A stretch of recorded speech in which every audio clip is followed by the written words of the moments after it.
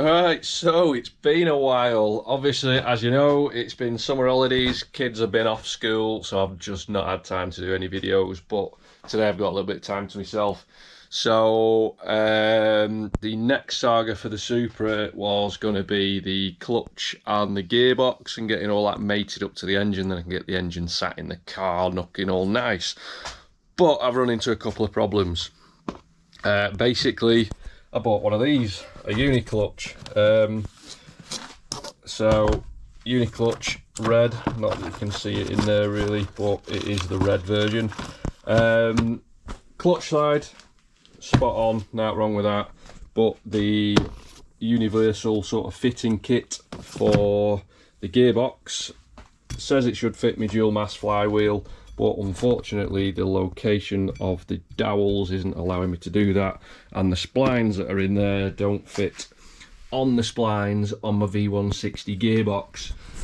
So I am currently in chat with JDM Garage and they're looking into it for us, so I'm pretty sure that kit that I've got there is just a generic spline kit across, because there's a W58 box and all sorts of other sort of stuff. So, but the V160 is a little bit more specific. So, until I get that sorted out, I can't actually get ahead with fitting the clutch. So, I'm just going to crack on with a few little bits on here. So, the eagle eye amongst you will notice that over there, that one, I've borrowed a 3D printer from a lad at work, because this one is a lot bigger surface wise than the one that I've got there, so I can print bigger parts in this.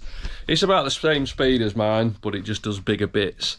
So what I have managed to do eventually is get round to 3D printing the ECU covers for the Link ECU, because they don't supply you with any covers. They expect you to use the original covers off your standard ECU basically, but then if you ever want to sell your standard ECU you can't, because it's got no bloody covers on it. So Link, there's a little bit of a flaw in your system there for me, but I've not got round to using your product yet, so I can't really slag you off yet until I know what's what, can I? So anyway, part of the next thing for this, until I can figure out the gearbox issues, is this.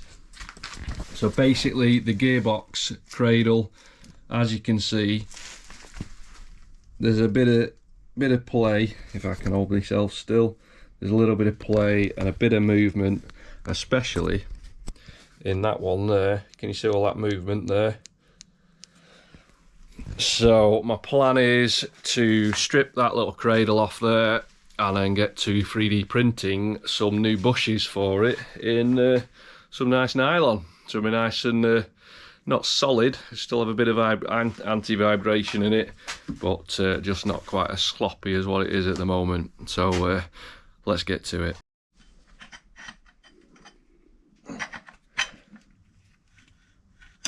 There we go. So let's have a look at this, shall we? So as you can see daylight through them bushes, fruit side there, so they have just totally, completely and utterly disintegrated. So yeah, so we have to get measuring them up now, and we'll get some new ones made. So the two that go in there, they just pull out quite easily, they're just like loose fitted.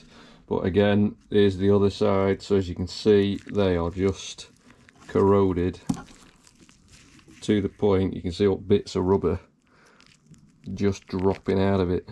So yeah, they're absolutely cooked. Look at the state of that. So I've managed to get one of the bushes out. I've pulled out the old bearing puller kit with the adapters. So this is how I've got it set up at the minute. They're not that tight in, but I didn't want to, obviously because it's only thin aluminium on the edge there, I didn't want to be holding it in the vise and smacking it with a hammer to try and basically try and force the bush outer sleeve. So at least if you do it this way, you just pull it out nice and smooth. So I'm just going to get on with this now and show you the end result. So there's the outer race. It got stuck in socket, hence why you can see scratch marks on there. Yeah, so that's that out. So all I need to do is measure the outside diameter of that, and the inside diameter of these, and then I can make a new bush to suit basically. These are pretty simple enough to do. So yeah, you'll just get measuring up, do a little engineering drawing, and then we'll get it uploaded into Fusion 360, do that, and then convert it over to a printing file and then get it 3D printed. So yeah, we'll get on with that, and then I'll show you the computer side in just a tick.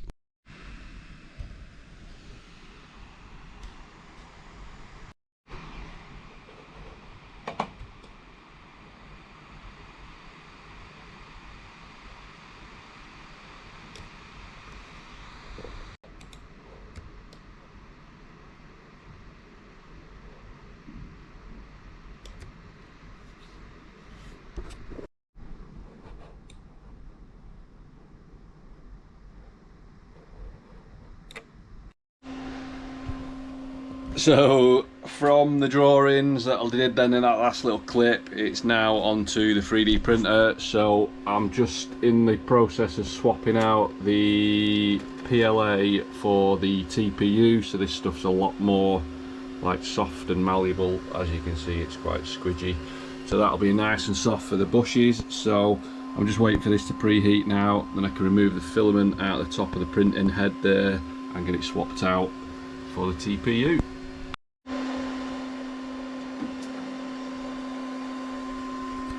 So there you go, it's feeding it out. That's that one done. Press stop, and then you feed. Let me ravel that one back up and it don't get stuck. So I've fed the rest of it through top here, down into the nozzle, and then you feed it in, and then on the dial there, press feed in, and that, when it recognises my finger, should start pulling in this filament, which it is doing. And then you watch underneath there on the nozzle until it starts to squeeze out. And there you go, you see it start to come through, the red as opposed to the black. And that's it, we're good to go. So now all you do, press stop on that. So that stops it pulling through. And then we're pretty much ready to do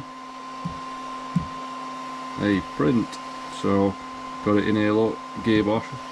So these are the bushes ready for printing, so they should start printing somewhere in the middle of that bed. There we go, nozzle's moving into position. The bed will find itself in a second. There you go. Number 2 onto number 3, and that's going to move up all the way